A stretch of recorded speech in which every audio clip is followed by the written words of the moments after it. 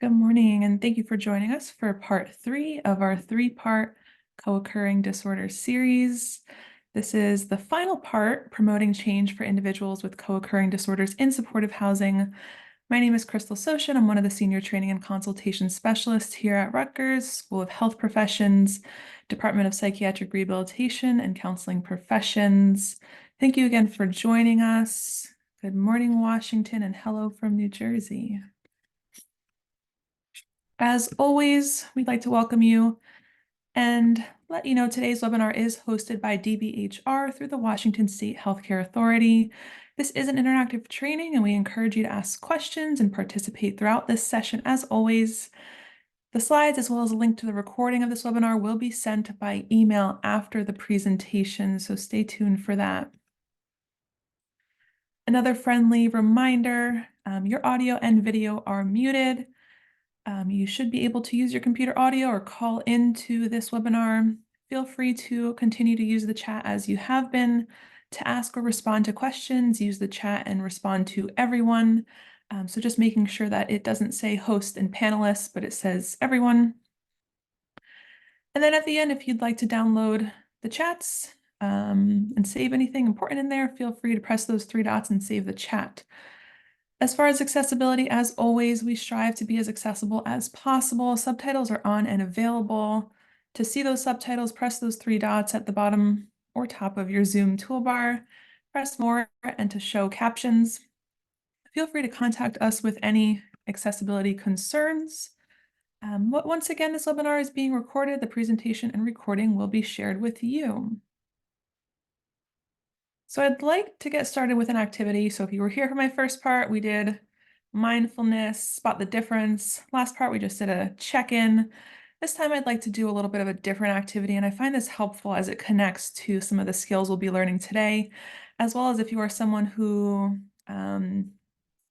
does groups, I find this helpful and engaging, or again, working one-on-one in someone with supportive housing just to get them engaged with you in a different and meaningful way.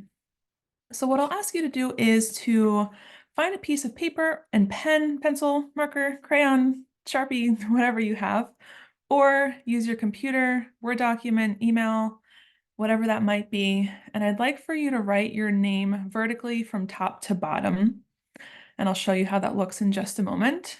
And with your name, I'd like you to identify activities you enjoy, positive affirmations about yourself, perhaps, and or people, places, things that you are grateful for using each letter of your name. So if you've got a long name, I'm sorry, it could just be your first name. If you've got letters that are tricky, do your best. So I'll share an example of mine. So I put my name, like I said, vertically, however you'd like on a piece of paper or your computer. And I just indicated some things that represent myself and things that I enjoy. So for example, C for the first letter of my name for Crystal. I enjoy crafting, coloring. I'm creative, grateful for cats. Sorry if you're a dog person. I'm also a dog person, but I do have cats. So on and so forth. So you'll see for R, I put riding a bike, and then I identified characteristic or affirmation about myself, such as reliable. And you can walk through your whole name. If you feel comfortable at the end sharing in the chat, please feel free to do so, but I'll give us 2 minutes. And if you can take some time to do this, would love to hear how this went for you, and then we'll get started shortly.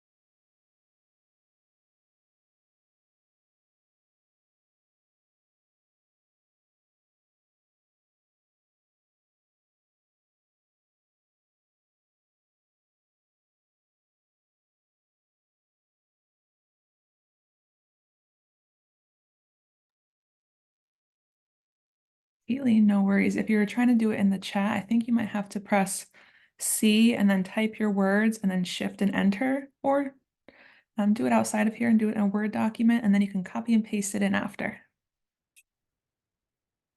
But camping's a good one and calming. I like those.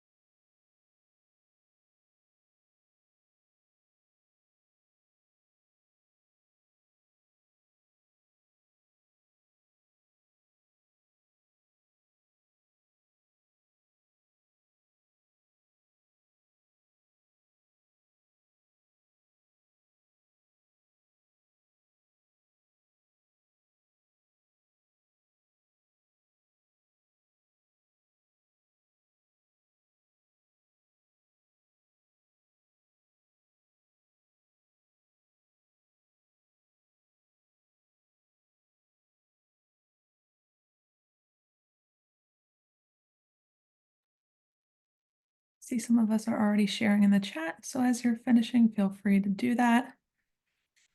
Take your time, of course, no pressure.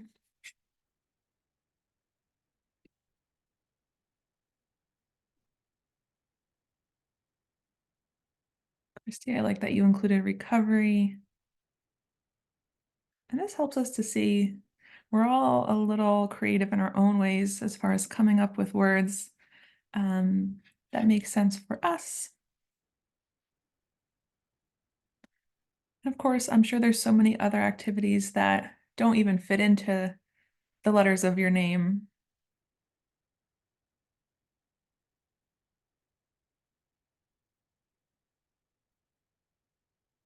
Brian, I like that one, noting what I need to do.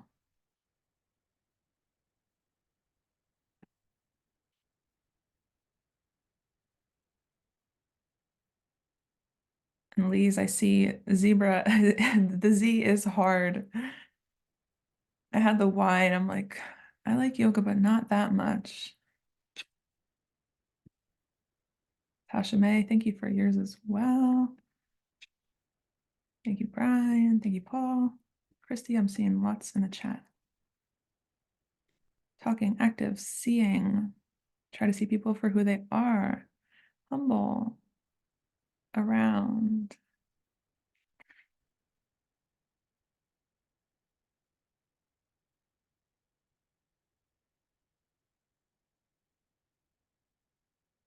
Awesome. All right. Feel free to continue to do this, but I will keep moving. Seeing jackpot. Autumn leaves, integrity, taking a walk, singing, hiking, reading, empathetic, energetic. Awesome.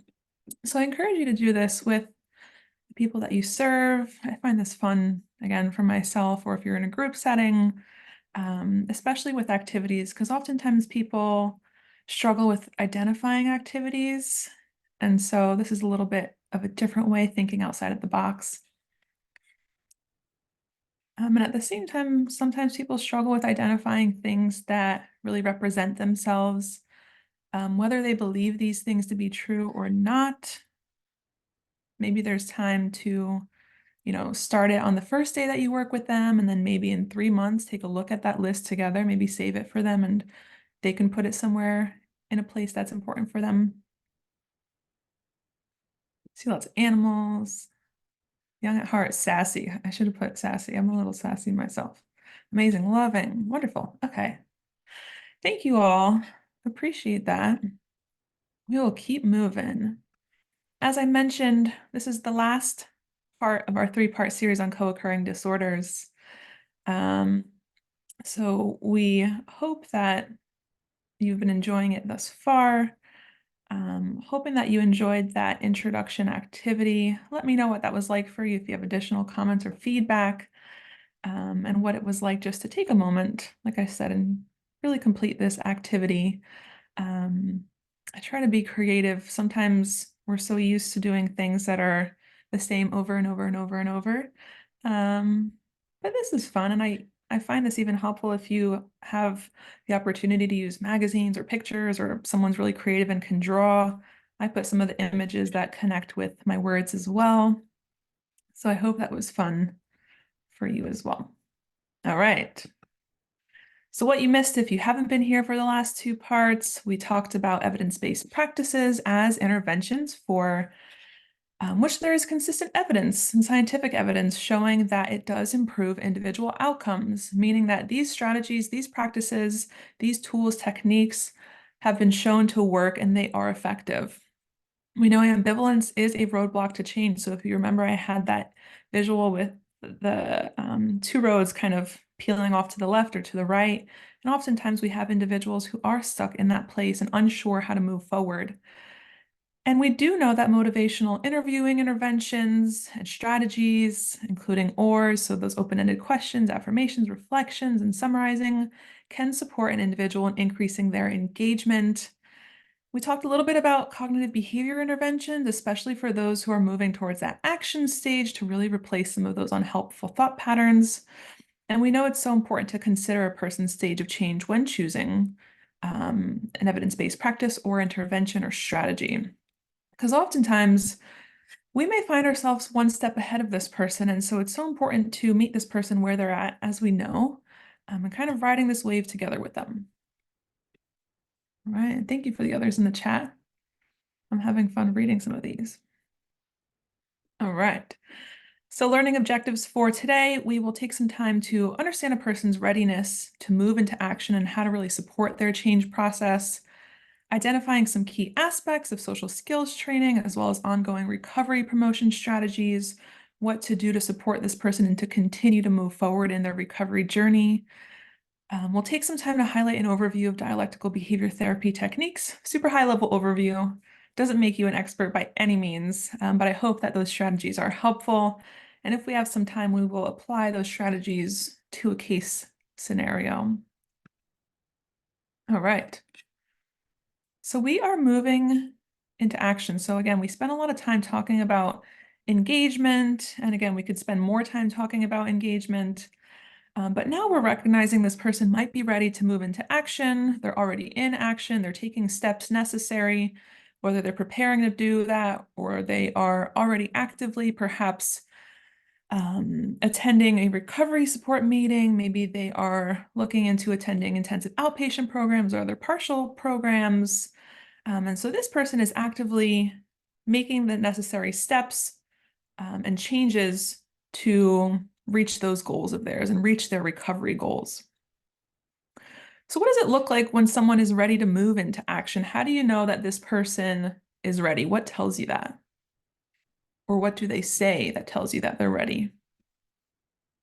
And I just hear SpongeBob. I'm ready. But what do you hear?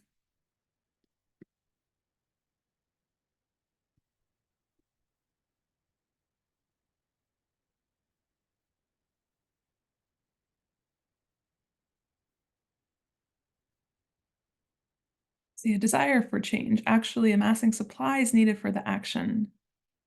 Yes, what are some of those things? What are those supplies? What is that desire?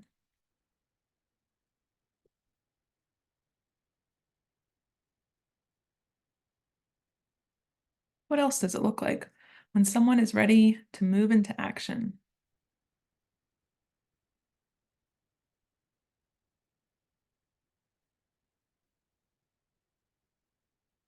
Asking for help.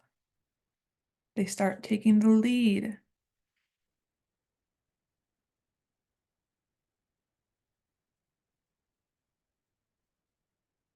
Taking initiative, ready for change. It's not something that you might always hear, but seeing changes in them could be strengthening their support network, getting a day planner, stocking up activities or snacks to help with cravings. No worries, Tashime. I was trying to decipher that. I'm usually pretty good. Yes, so there's so many different signs or indicators. It may not be verbal, but it could be things that this person is doing, making changes in who they hang out with, other changes regarding habits. So we'll talk about a couple, I guess, kind of signs or indicators that someone is ready to move into action. And this is from SAMHSA, and they discovered or spoke about some of these um, signs or indicators that someone is ready to move into action. So I've put a bunch up on the screen here, but maybe this person has increased curiosity, meaning this person is asking you questions about what it might look like to make this change as part of their recovery. Maybe they're curious about where their local recovery support mutual aid meeting is. Maybe they are identifying some of those self-motivational statements. So they're saying things like, I have to do something. Um, I'm going to beat this. I'm going to make it through. Maybe you're hearing them here and there and just kind of picking up on those moments where we notice, again, whether it's verbal or whether it's through what they're saying, or rather what they're doing, we're noticing some of these things. Maybe they're envisioning the future, what it might look like if they make this change. They're kind of playing the tape forward of if I decrease my substance use today, what might that look like for my future? And sometimes that's hard because we often talk about, one day at a time.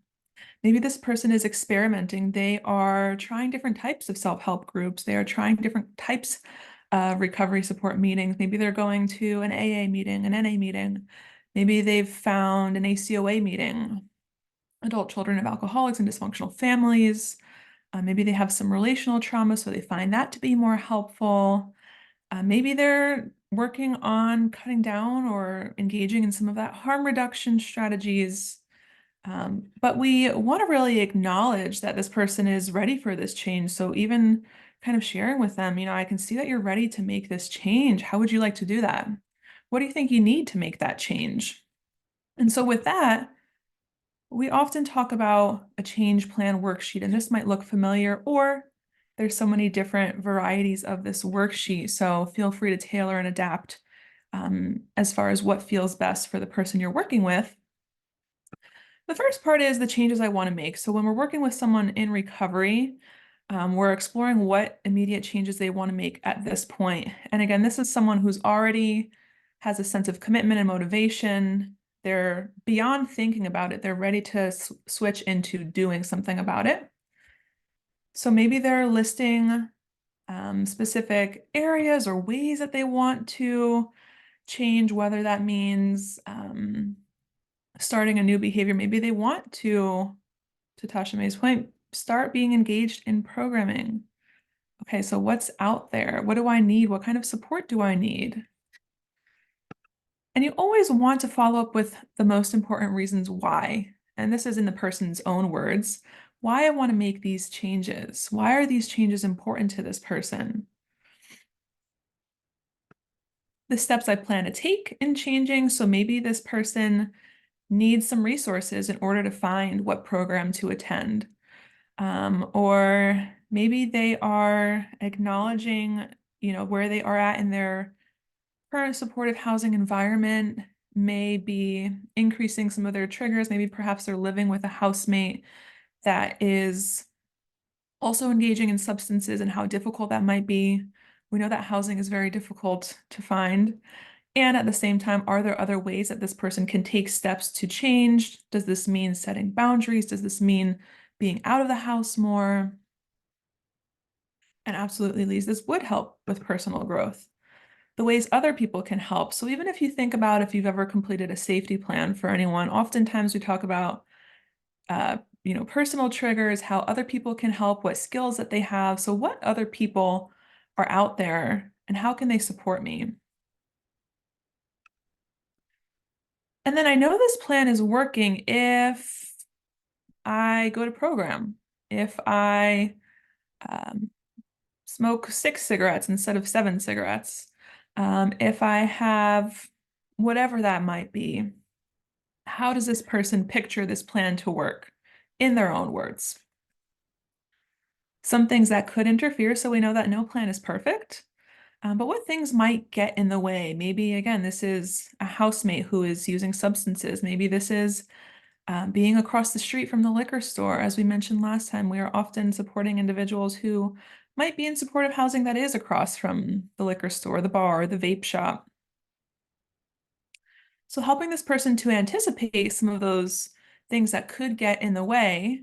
And then if that does happen, what they might do if that plan isn't working. Can they call a sponsor? Can they call a friend? Can they call you? Can they go to a meeting? Can they step outside of their house? Do they have skills to support this person? Are there ways that this person needs to change their plan or make modifications to some of those skills? I've also found it helpful, some people who struggle with picking a skill to use when they have so many skills, and this is varying for others. Maybe this is someone who's just learning skills. I would take like a cup and popsicle sticks, if that's possible, or pieces of paper, and just help this person to identify tools or coping strategies and stick them in that cup or bowl or hat or whatever you have. There's so many different things to hopefully use in this person's home, plastic bag, whatever works. Being resourceful, then having this person maybe pick out a coping skill to use in that moment, supporting them with some accountability and action. So hoping that this is helpful again to, we must learn skills, but then we need to put these skills into action. So hoping that this change plan worksheet, if you look it up, we can probably share it with you at the end of this as well. Or in an email, there's a printable handout for this change plan worksheet through SAMHSA as well. All right. So we have a lot to cover today, as I mentioned, and we'll spend a little time talking about social skills training. And this is particularly important and helpful for those individuals who might need to work on practicing saying no. They're working on handling a high-risk situation. They are working on setting boundaries.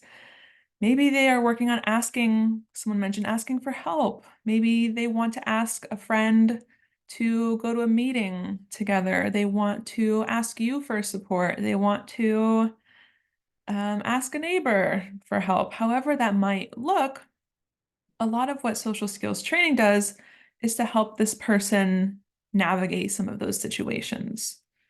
And so we're supporting this person in identifying ways to say no firmly, anticipating or preparing for high-risk situations, and then we are supporting them with their own self-efficacy, meaning as they are able to master some of these skills and as they even say no successfully for the first time, we want to reinforce or praise or affirm those behaviors.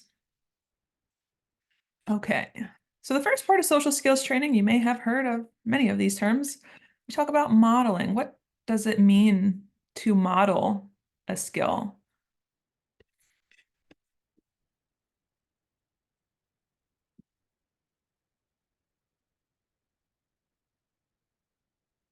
Lead by example. Yes.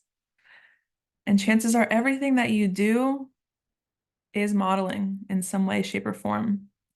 So everywhere you go with someone, every interaction you have with another person, and this person that you're working with is observing or watching. I'm seeing to demonstrate with your own actions, says Christy. Gray says to show yourself as proof that recovery is possible. Yeah. And this can look different for each person. So if you are supporting someone in any capacity, this might look like supporting someone in making a phone call, um, perhaps to someone who also attends their recovery meeting. Jenny says facilitating the experience. Yes, absolutely. So we're observing or helping this person to observe how we are doing this skill or this behavior. And then this person is able to demonstrate their ability to perform this skill and watch what we're doing to then practice it on their own. And as they practice it on their own, we of course want to give feedback throughout. What about role playing? Does anyone use role playing in their practice? I used to dread, absolutely dread role playing. I was never a theater arts kid in school. I was a book nerd and I was very, very introverted. So this was very hard for me getting into the field. Tasha May says, I do for job interview prep. Yes, absolutely. Any other examples? Thinking about when we're working with people with co-occurring disorders, what types of situations might we need to role play?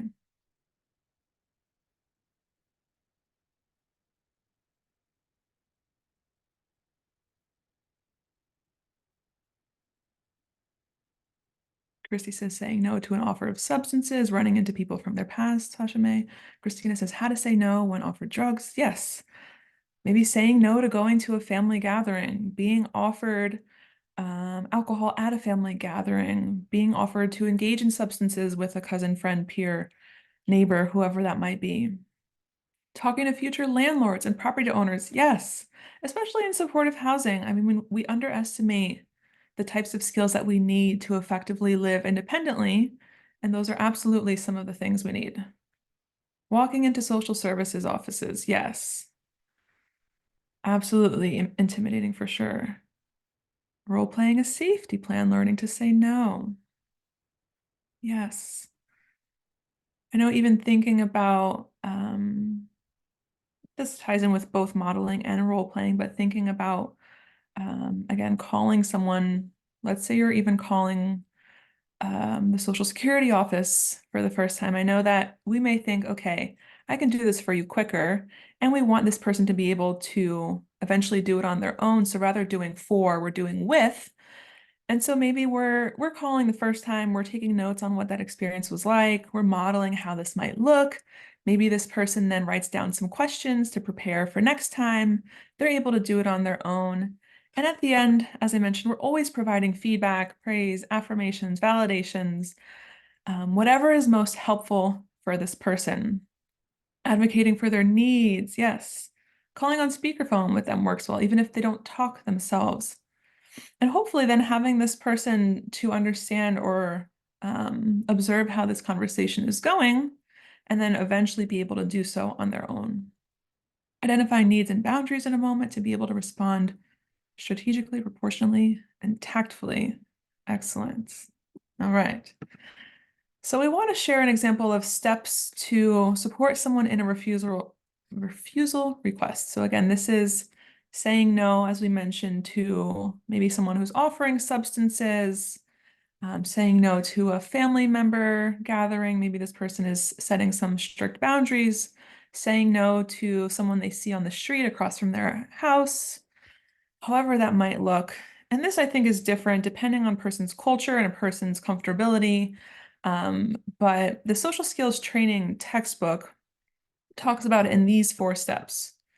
So the first being looking at the person and making eye contact. And again, cultural differences as well as a person's comfortability. Supporting this person in exploring, and again, you might model this for them the first time, what it might look like to use a firm voice and telling this person that you don't want to use substances. The third being providing a reason. And so it's helpful to brainstorm with this person. What are some reasons or what are some ways we might think about why we are saying no? Maybe this person is on medications. Maybe this person is planning on applying for a new job and they're going to get drug screened or drug tested. Maybe they're going to a doctor's visit and they want to make sure that, however this looks, their health is in order. And so you're helping this person brainstorm some reasons, and then you're encouraging this person and showing and modeling what it might look like to request that this person does not ask you to engage in substances. And so easier said than done. So sometimes I find it helpful to write out a script and then model what it might look like, and then perhaps role play it together and switch roles. And you can be the person and they can be the other person who's, trying to get them to use substances. However that might look is super helpful for supporting someone. Because we know that there's so many different high-risk situations that a person may come across. And feel free to include in the chat anything that might not be indicated here. So oftentimes we know people who perhaps just received their income, whatever kind that might be. That could be a high-risk situation and perhaps triggering or perhaps risky for them running into or being approached by someone who used to use substances or someone who they used to receive substances from, attending a social gathering around the holidays and how triggering that might be for someone, or anniversaries, the loss of loved ones.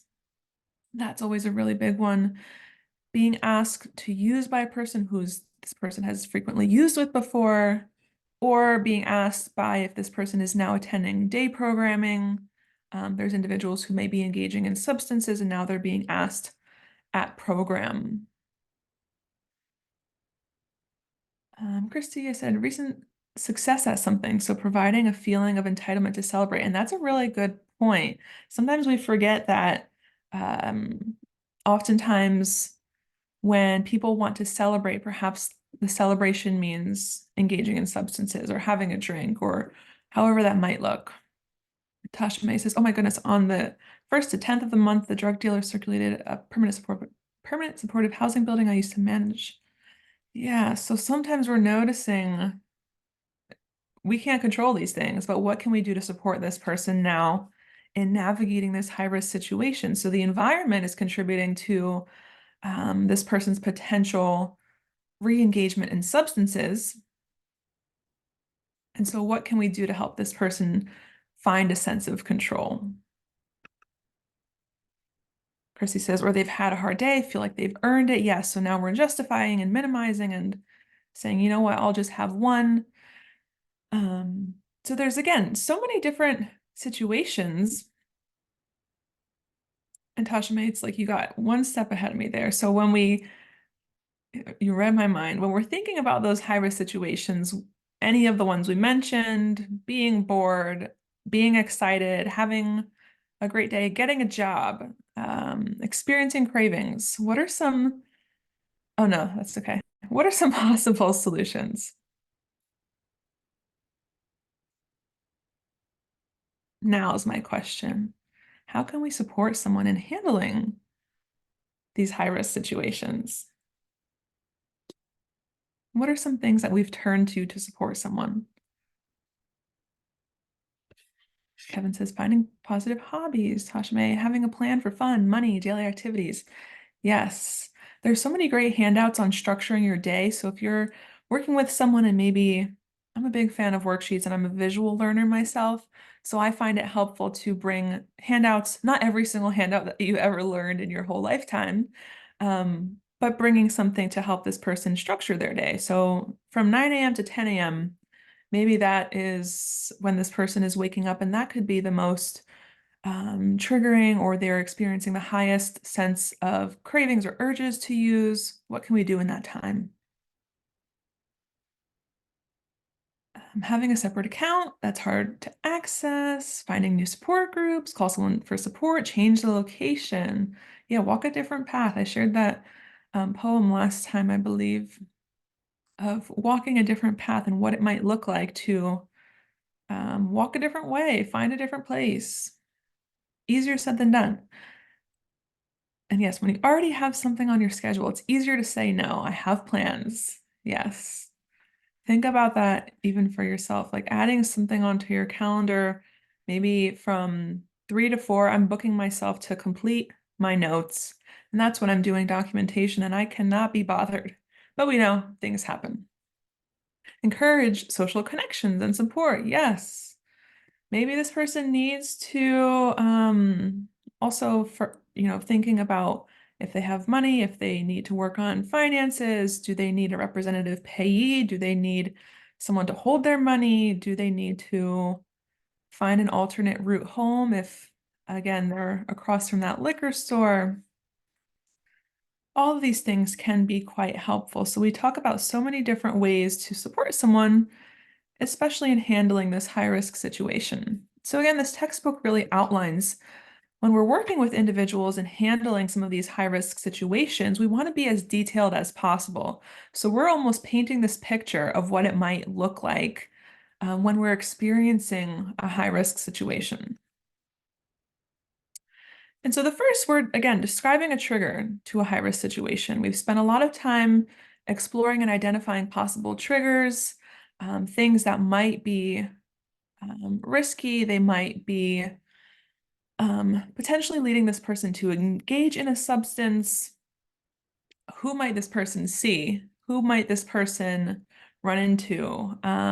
Who might this person encounter along their walk home from the grocery store? Thinking about people, places, and things. What are this person's triggers? And then we're identifying some of those negative consequences. So a lot of what we talk about in cognitive behavioral therapy and the techniques associated is identifying negative consequences that might happen. So if we play the tape forward, let's say you do run into a previous partner or someone that you used to use substances with because you're on your way home and there's no stopping who is around you. What might happen if you do have an interaction with this person? What might be the result of that?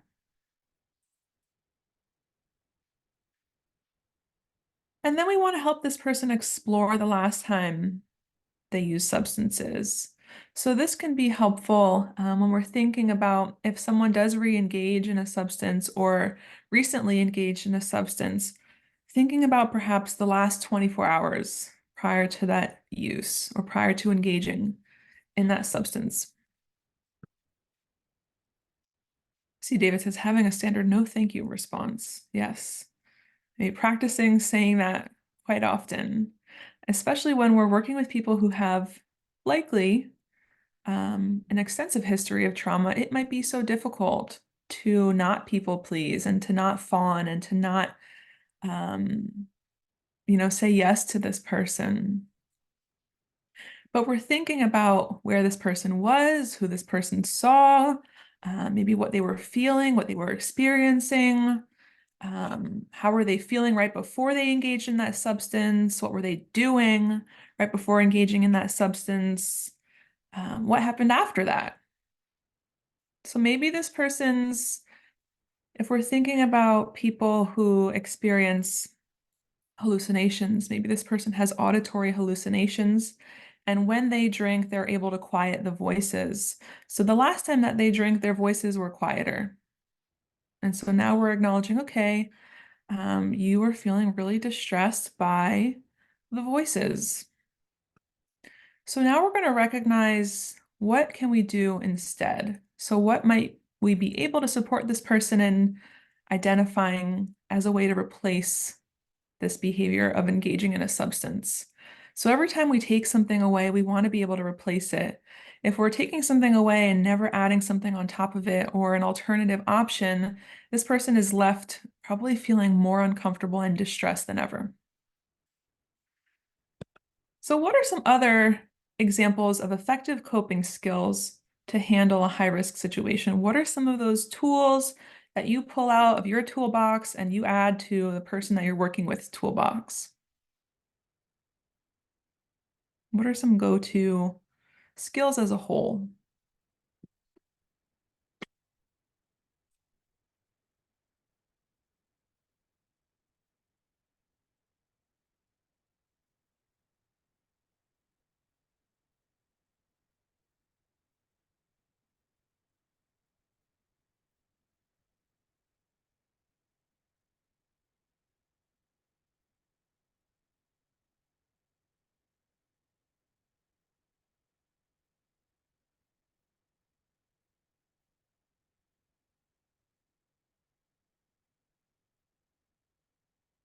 Grounding exercises. Yes, and I have that as one that I'll share. Sort valid fears from disproportionate ones.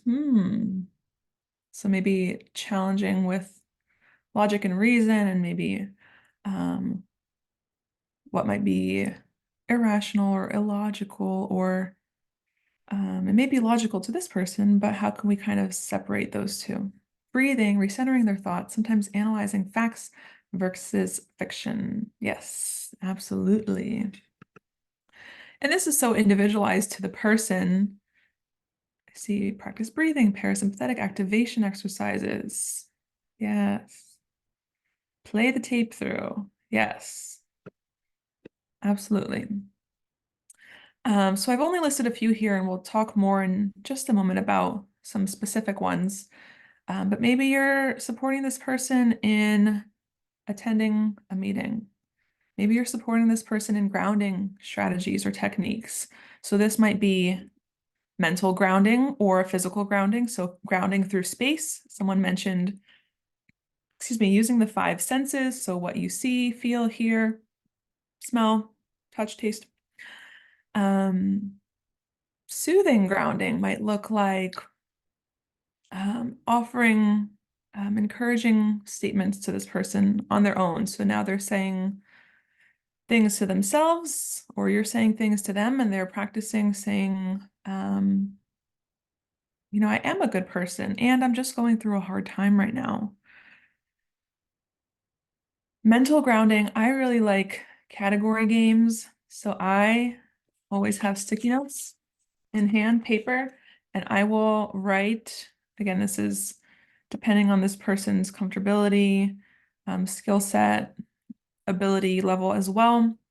But I write the alphabet A through Z, kind of like we did our name on a piece of paper, and I'll play categories with myself or with this person that I'm working with. So maybe we'll do A through Z TV shows. So we're identifying a TV show that starts with the letter A TV show that starts with the letter B. And using this as a distraction strategy as well. We often talk about delaying as well. So can you wait 5 minutes? Can you wait another 5 minutes? And then providing praise and affirmation throughout.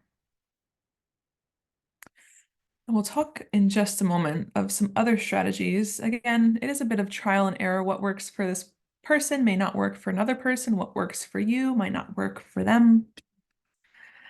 But I'd like to do a brainstorming exercise. So when we think about problem solving, especially with, as we mentioned, some of those high-risk situations or identifying another solution or finding a new coping skill, we're trying to brainstorm with this person. And so by doing so, I'm doing a fun exercise. So this is not what you would do with a person, but you could as a way to engage them for the first time. So to practice considering all solutions without assessing or without being judgmental of yourself and how you're responding, this can be fun to think about 30 different ways to get the cat out of the tree.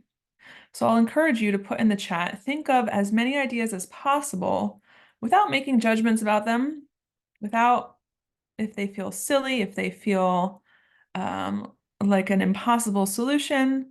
What are some possibilities if a cat is stuck in a tree and you need to get the cat out of the tree? What is a possible solution?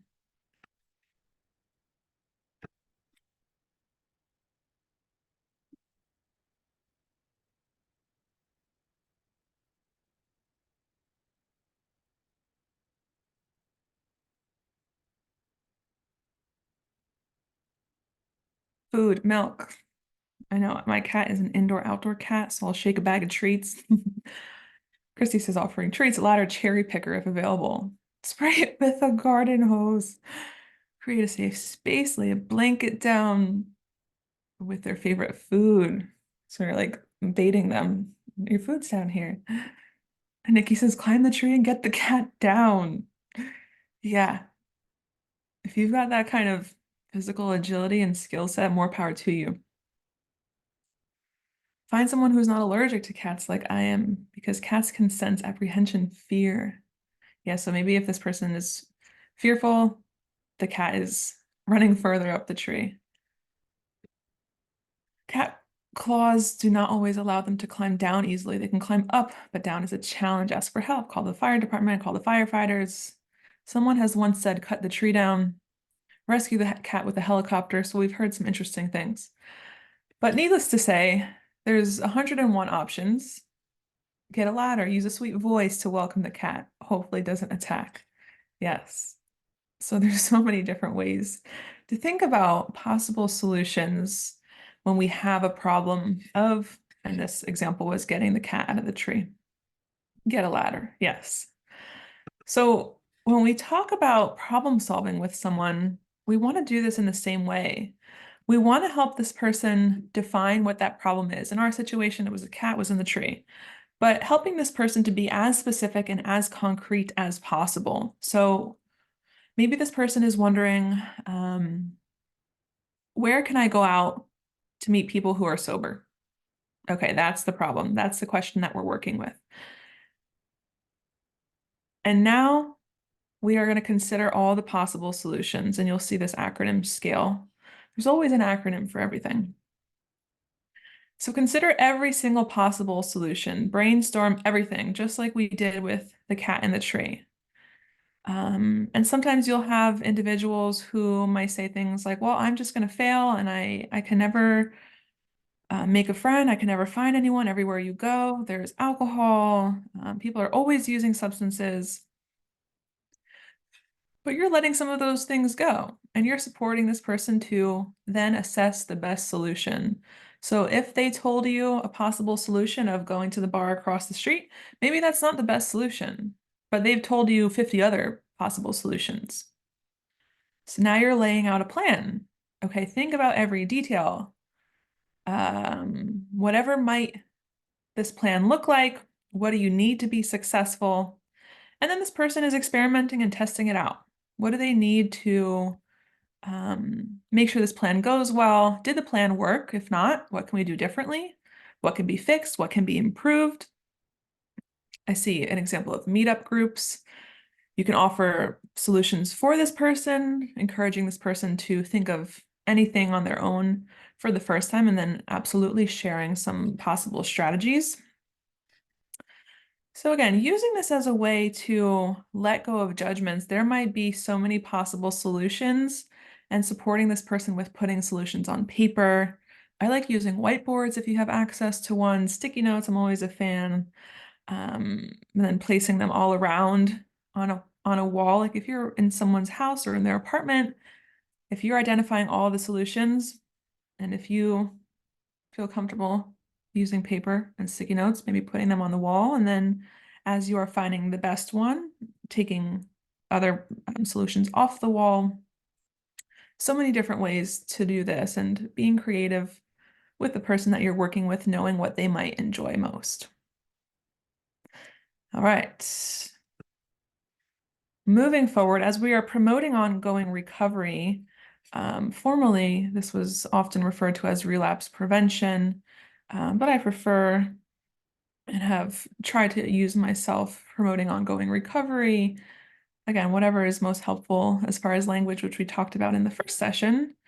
But thinking about those stages of change, this is now supporting someone in, again, action maintenance. What can we do to make sure that they maintain their recovery journey?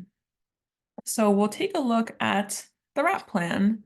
Is anyone familiar with the Wellness Recovery Action Plan?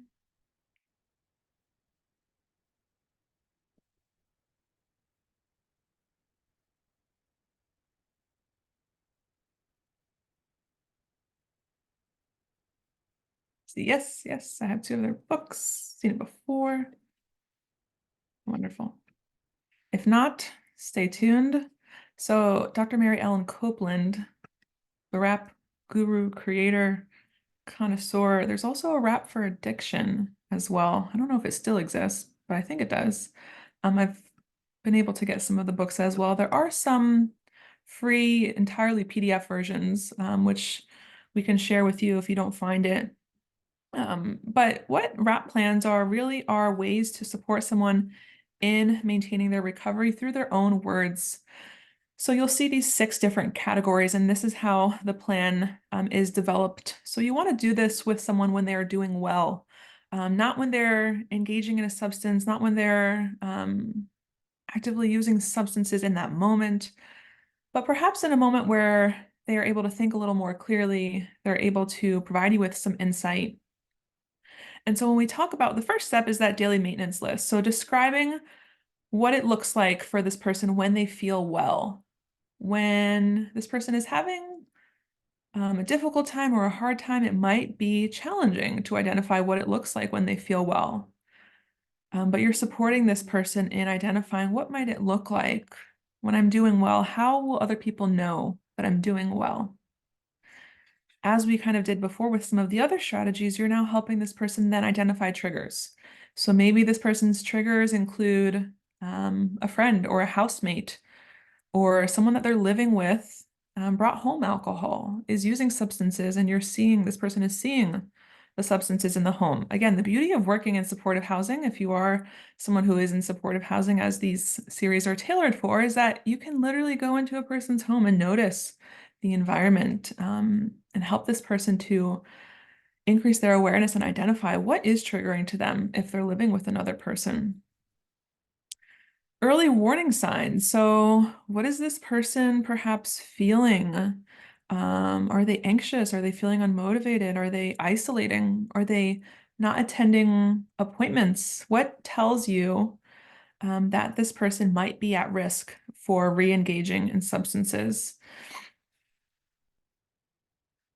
And I have the word relapse prevention here as this goes into this wrap plan, but again, this is promoting ongoing recovery and working with someone, especially when things are going well. So what you might notice and support this person with when things are breaking down is that next part.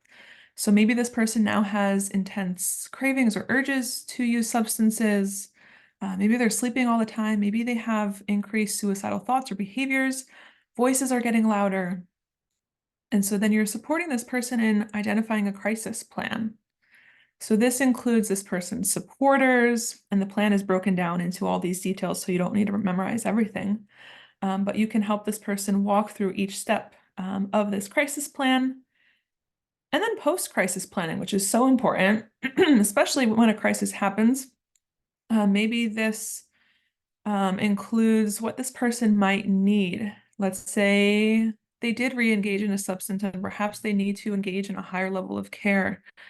Maybe they need support then once they get home to do their laundry. Can they have a person on speed dial to connect with and support them with some of these daily living skills?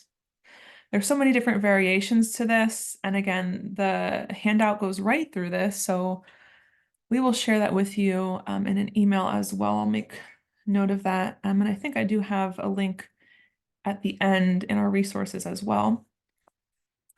So using this as a way to support someone in their recovery. There's also wrap pocket, something that goes in your pocket. It's just about this big. So this can go in a person's wallet, pocket, backpack, purse, whatever it might be.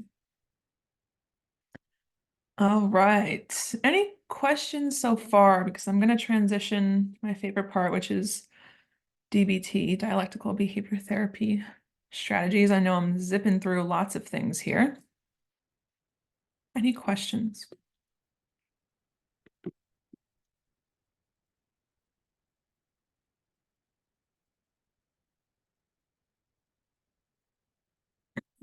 I'll take the silence as no. Feel free to ask though. Okay. So the last couple strategies that I want to share do connect and are from dialectical behavior therapy. And this will not be DBT in its traditional format, which DBT takes generally 6 months to a year to really master and learn all of the skills. Some skills modules can take up to 6 weeks. So we're cramming a lot into this session. And if you're interested in learning more, we're hoping that we can offer you that in the future.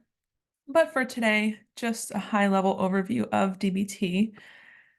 We know that DBT is comprehensive and again, evidence-based treatment that we learned about. It is traditionally and historically used to treat borderline personality disorder, created by Dr. Marsha Linehan while she was studying suicide, which later we did find out, or she shared that she also herself has borderline personality disorder. It does support individuals in navigating their emotions, distress or distressful situations, relationships, and impulsivity. And I find that especially helpful for those who, again, we're talking about co-occurring substance use disorders. It does combine mindfulness and cognitive behavior therapy, and it focuses on both acceptance and change, which was really missing from a lot of previous modalities. And of course, it is most effective in its traditional format. I am giving you a brief snippet of what DBT might look like. But again, DBT is originally designed to be much longer. But nonetheless, it can be used to serve many populations, and you'll see the list here and more. Researchers, again, have found that DBT is effective regardless of a person's age, sex, gender identity, sexual identity, affectional identity, race, whatever that might look like, it has been found to be effective for many people, and really does support, again, substance use disorder as well. And what that looks like specifically is learning ways to navigate cravings, helping this person to explore how to handle some difficult emotions, times that might be distressing, times that might be overwhelming, decreasing impulsive, risky, self-destructive behaviors. And that might look like for this person, again, engaging in substances, reaching out to former people that they used to use substances with. It's a tongue twister. And research does show that it is adaptable in supportive housing. So it is feasibly delivered in a community setting. It is tangible. It is easily accessible. It is adaptable. It is easy to understand so long as this person is able to gain some insight and have a level of understanding into these skills. I wanted to throw in here DBT as it relates to the 12 steps. Does anyone work with people who are currently attending recovery support meetings or 12-step programs? Yes. Okay. So DBT, there's a pretty great handout about DBT skills and then aligned with the 12 steps. Seeing yes, most of our participants, good. Okay. So there's a really great handout that matches side by side DBT skills along with 12 steps. If this is the person's, if they have an interest in 12-step programs, some people don't engage in 12-step programs, but nonetheless, DBT does allow a person to learn skills, and then simultaneously, on the other hand, 12-step programs allow this person to have a sense of community, this recovery community, a sense of support. So they're able to apply those skills while also having people to lean on for support. So it's kind of a good combination of the two. So question, that's a fun transition. Have you ever been so angry, so sad, or so excited that you've acted without thinking and made things worse?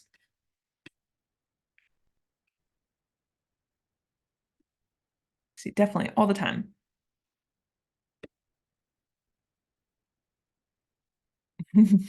Yes, the first 38 years of my life. Yep. So keep this situation in mind, or multiple situations in mind, as we move forward. So we know that if we're thinking about a difficult situation, or again, as we mentioned before, I want to say it was Christy who shared in the chat about those situations where individuals might celebrate to engage in a substance. With a celebration, the association with that is using a substance. But thinking about those situations where we may have just said yes in the chat.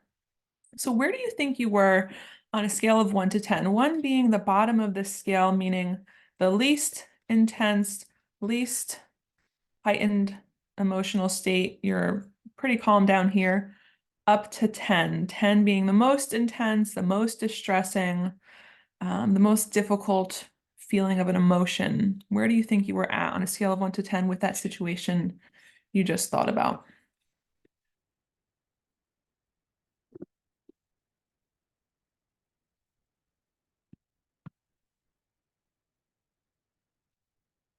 7, 9, 9. So those higher numbers, which makes sense because when we are in this higher number state, we often refer to that as the red zone. And we're in our red zone when our emotions are heightened, we're in this kind of crisis state, which looks different for everyone. This person might feel irritable, angry, overwhelmed. I know for me, if I'm getting increasingly angry, frustrated, I can feel my body getting hotter. It's almost like I'm turning red from the inside out. it's hard to think clearly and it's hard to make decisions effectively when we're at this kind of 6, 7 to 10 on this thermometer here. Maybe our heart's racing, the temperature is rising internally versus the blue zone where maybe this person um, still might experience a slight level of distress, but maybe they're able to regulate their emotions more effectively. They are a little calmer. They're, again, a little upset, but more calm or entirely calm. More power to you if you can stay in that blue zone permanently. But we know that it is easier to be skillful when someone is in that blue zone. When we're in red zone, it is so hard to use a skill and to ask for help and to make a wise decision. So the goal here is to help the individuals that we serve get back into the blue zone, or the zone where they can think clearly and they can do something effectively and skillfully. Especially again, when we're thinking about people in supportive housing and using or engaging in substances, maybe this person is in a constant red zone. And think about trauma and the impact on the body and brain. This person's body or mind, or the combination of the two, might always be heightened. They're living in a constant state of survival, and that is just not sustainable. So we're now helping people get back into the blue zone. And by doing that, we are talking about distress tolerance. So when we think about distress tolerance, just a high-level overview here, we are supporting individuals in tolerating some of those painful events, urges, emotions without making things worse. And there's two layers here because there's two levels of distress tolerance skills. We'll talk about a couple. But we also know that it's helpful to reduce suffering by accepting reality. With co-occurring substance use disorders, we talk about navigating cravings and tolerating those uncomfortable situations or emotions. This might be the first time that this person is perhaps thinking about reducing their substance use or thinking about sobriety or engaging in sobriety and how uncomfortable it might be to feel their feelings for the first time. And we know that pain is inevitable and misery is optional. So often in DBT, we talk about having one of three choices. You can choose to stay suffering. You can problem solve if there is a way to problem solve, or radically accept that you may still experience that discomfort and pain and suffering. And could there be a light at the end of the tunnel? Could there be a skill or a way to support knowing that this pain will eventually feel smaller and less daunting? And I do want to say, we know that the skill is working when this person is not acting on any of those dangerous self-destructive behaviors. So if this person is able to not engage in substances for 5 minutes, that's a win. If this person is able to not outreach a former person that they used to use substances with, that's a win. So offering some praise in those moments. We'll talk about a few of these skills, and I wanted to include one of each of the modules here. Is anyone familiar with any of these skills on the screen here? So these are all of our distress, tolerance, crisis, survival skills. Do any of these look familiar?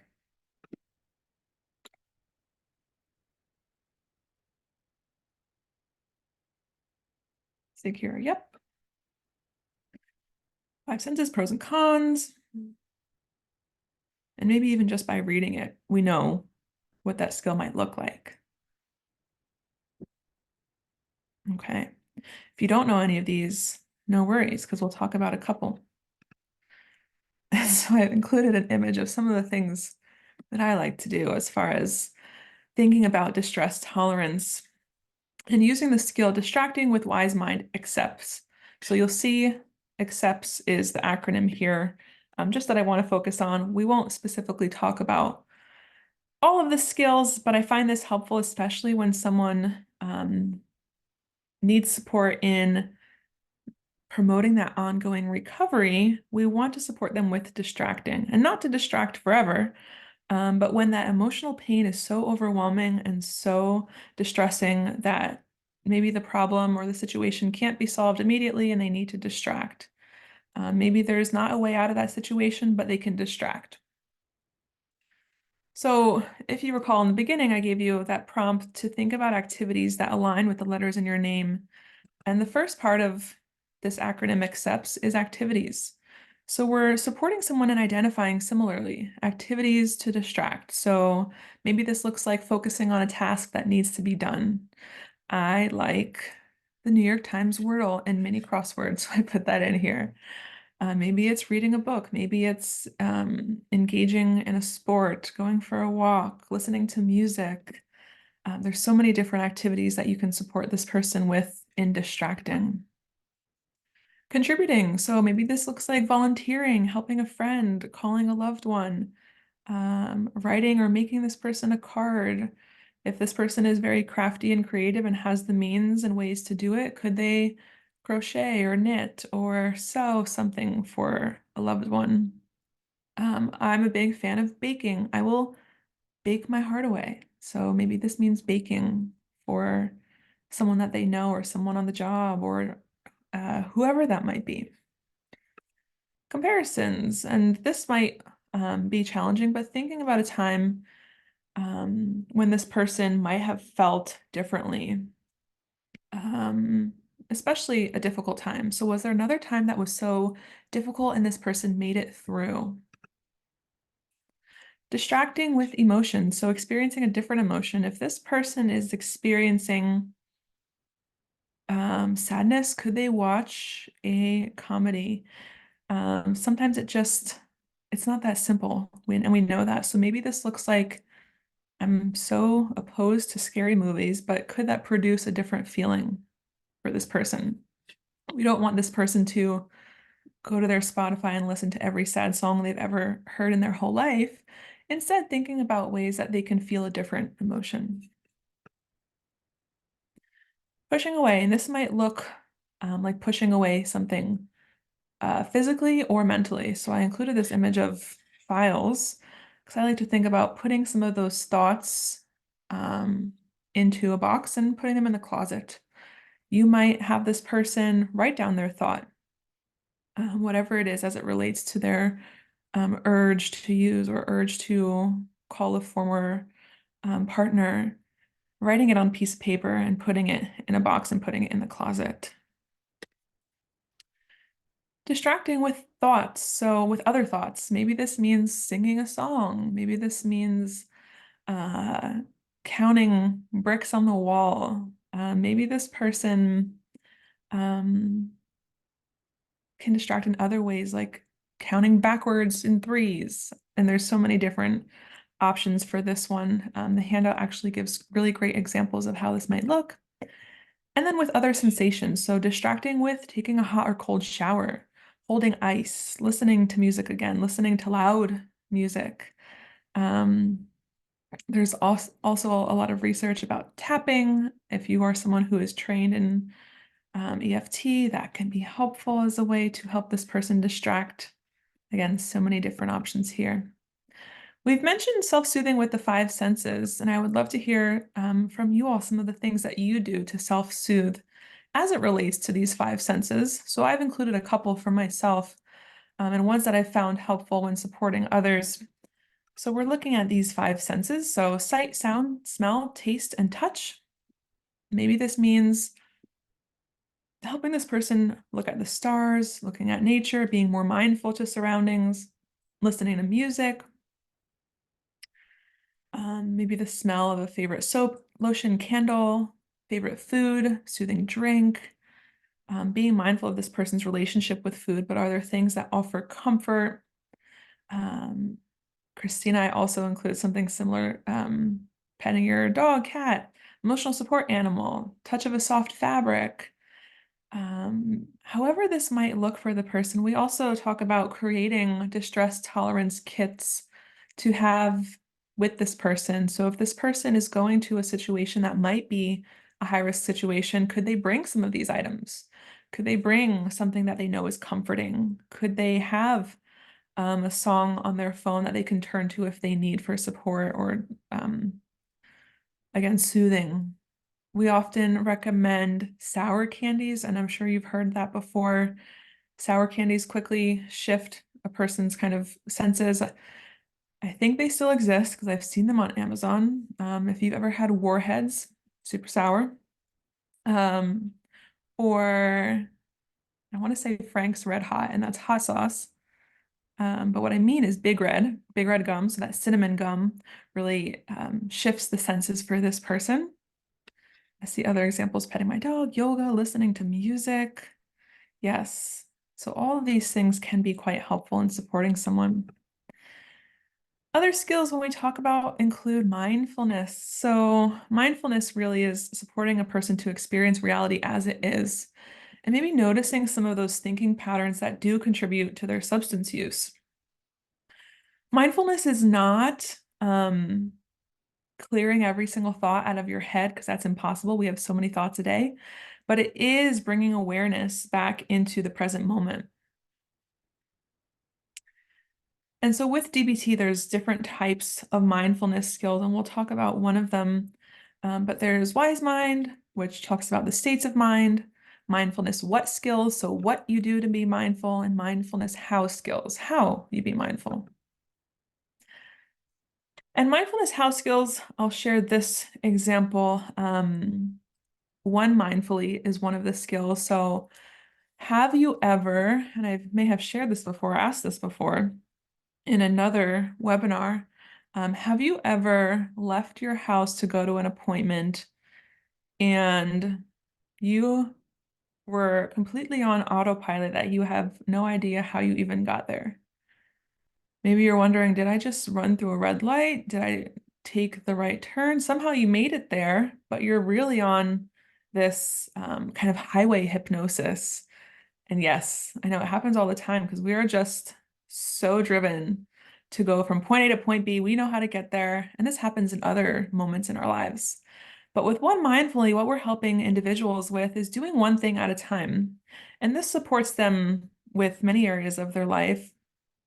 So when this person is eating, just eat. When they're walking, just walk. When you're, I always share this example of in the morning when you're waking up, thinking about even for myself, I will uh, turn on my coffee pot. I will put my toast in the toaster. I'll take out the pan to make eggs, and I'm doing 5 different things at once. Now I'm feeding my cat. I'm starting my computer. I'm logging in. And if only I had extra time, maybe if I woke up a little earlier, if I could slow down a little bit and do one thing at a time. Make the coffee, notice the smell of my coffee, make my eggs, notice how the eggs are being formed, and so on and so forth. But doing so to let go of some of those distractions and really stay focused on this one single moment at a time. With emotion regulation, a lot of what we're doing is helping this person understand and name their own emotions and ultimately reduce that intensity and frequency of that distressing and painful emotion. Again, this is likely the first time that someone is acknowledging, facing, experiencing those difficult emotions when this person is so used to using substances to self-medicate, to repress or suppress those difficult feelings. It can be so hard to actually face them head on. So a lot of what we talk about is mindfulness of current emotions, and this actually is often referred to as riding the wave. Is anyone familiar with riding the wave?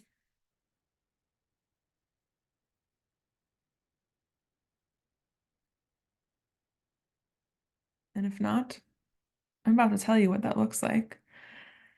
So just as the ocean changes, so do our emotions. So we know that it is normal to have the urge to use substances and want to return to a previous behavior. And we know that urge is temporary. So we know just like a wave, this urge will pass. So the wave will crash and the urge will pass. So we're supporting this person with every minute they're able to delay that urge to use a substance. We know that this increases the chance of this urge weakening on its own. So a lot of what this looks like is observing the emotion that's coming up, practicing what it might look like to sit with those emotions, what's happening in the body, acknowledging that this person is not their emotions, acknowledging that these emotions are going to pass, if this person is able to sit with that for a bit and know, again, this emotion or feeling is temporary and not getting so attached to that feeling, because again, reminding this person that that feeling is going to pass. I did mention this in the beginning. So again, we talked about some pleasant events or activities, encouraging the individuals that we serve to engage in play, in fun, in joy.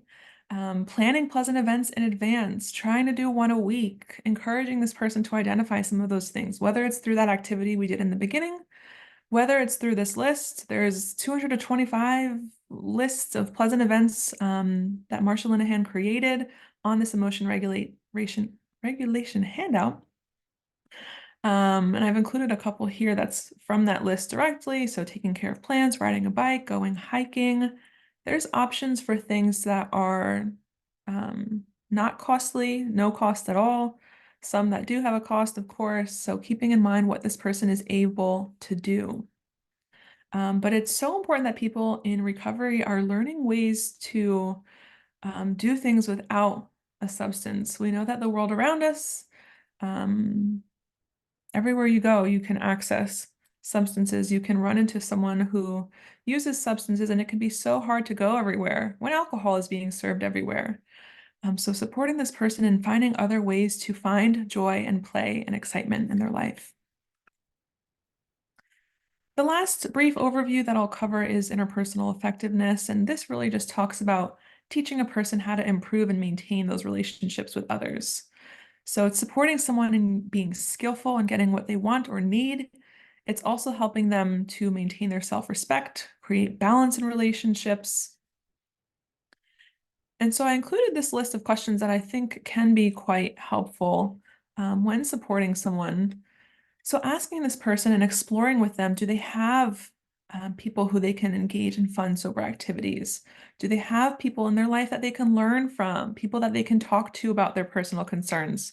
People that can confront them or challenge them in a caring way, especially when we know that, again, there is a likelihood that this person might re-engage in substances. There is a likelihood that this person might have early warning signs. So do you have someone in your life that can acknowledge and support you with those things? And so again, there's so many different skills as supportive housing staff. We've talked about many of them from start to finish, and this list is really endless. We can spend several other sessions going through some skills to support individuals, but we talked about ORs, we talked about the importance of expressing warmth and non-stigmatizing language, being non-judgmental. We talked about assessing for motivation through readiness rulers, so how important, how confident, how ready are you? We talked a little bit about cognitive behavior interventions, promoting some of those ongoing recovery strategies, skills, techniques, social skills training, and then we just did a really quick overview of DBT. So I wanted to take just a moment here. I've got, if I can get to the next slide, a case scenario or an example of a situation that I would love to hear your feedback from as we are wrapping up. So this scenario says James is a 56-year-old African-American cisgender heterosexual male diagnosed with bipolar disorder, post-traumatic stress disorder, and alcohol use disorder. He has a history of several psychiatric hospitalizations, is currently adhering to a medication regimen. He is unemployed due to recently being laid off from his job. He has been thinking about attending a recovery support meeting, but is not sure where to start. James is currently 1 week sober and is looking for ways to navigate his cravings and urges to drink. He lives around the corner from his local bar and is worried he will, quote, fail again. He shared that he drinks to, quote, quiet the voices and that it will give him something to do since he's not working. James wants to get back to work to reduce his mental health symptoms, but he's worried about managing the voices without the use of alcohol. So first question, what stage of change is James in?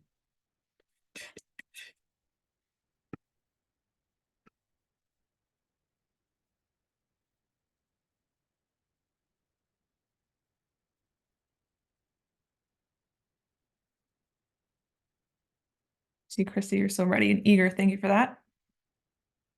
I see action. Yes. What about interventions that you could use to support James? through all the ones that we've already covered in this series, as well as ones that you might be familiar with. I even think of action as really being a longer period of time, so maintenance would be more than 6 months, in my opinion.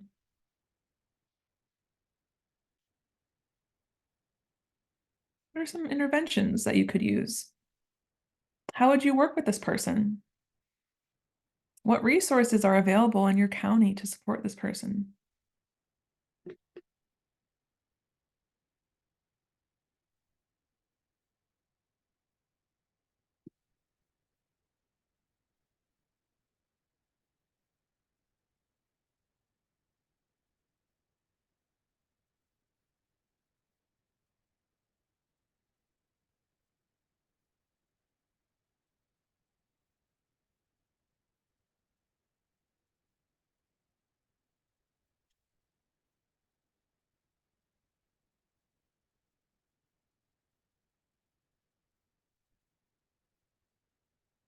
Christy says, I might make him have a list of things that have been improvements just in 1 week of sobriety on a card he can carry in his wallet and refer to.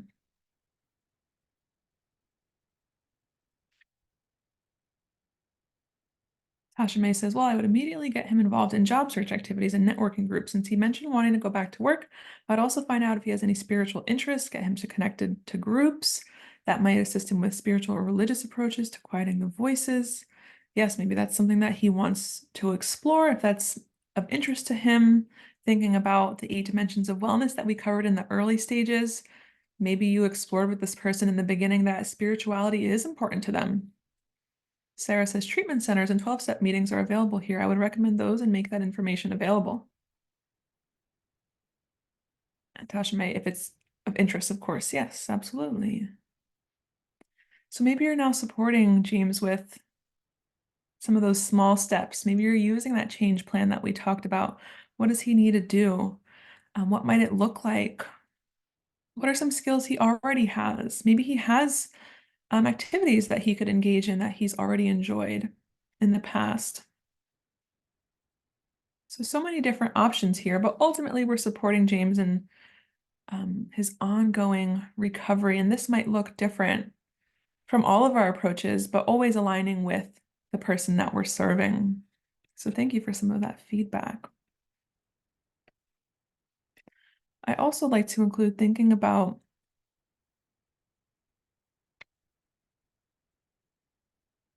Christy, that's a great point. If he's really concerned about the bar, he could go so far as to ask them to trespass him.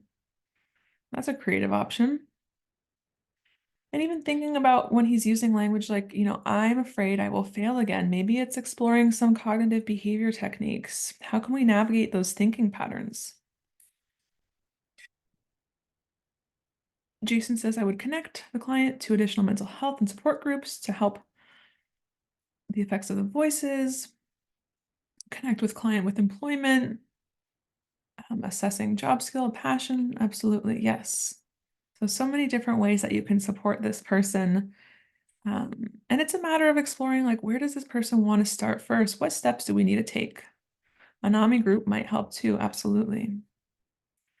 I think in the last one, I believe I included several different resources for different support groups local to Washington, as well as available online. So providing education to this person about them. But lastly, just wrapping up here, thank you again for sticking through these 3 parts of our series, just summarizing that we know that some of these social skills training can support individuals in navigating those high-risk situations. There's so many different types of ongoing recovery promotion skills to support and increase a person's awareness to navigating those difficult emotions or situations, and always matching those interventions that are relevant to the person, their interests, their likes, their dislikes, their abilities, and their stage of change. So this was the book that I was referring to, the social skills training for schizophrenia, but it has been adapted and I've used it as a way to support individuals with substance use disorders. Also, this one was mentioned, cognitive behavioral social skills for schizophrenia. Additional resources for ongoing DBT learning have been linked below. So if you're interested in becoming board certified, There's two links here, as well as Rutgers has a good overview of DBT in each module. Here's the WRAP Wellness Recovery Action Plan for Addictions. I do believe this book is still out there and maybe even PDF form. And then the fourth edition of Motivational Interviewing is out and kicking. You will get a copy of these slides. Emily just shared in the chat an evaluation. Thank you for that. Or scan the QR code here.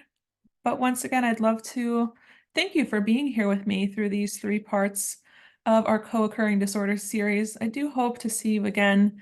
If you are interested or have any additional questions, don't hesitate to email me. I am just an email away. But I want to thank you for being here and sticking through and for your engagement and participation. You're always so much fun. Washington is just such a great time. But again, thank you so much. That is it for me. We are wrapping up right on the dot.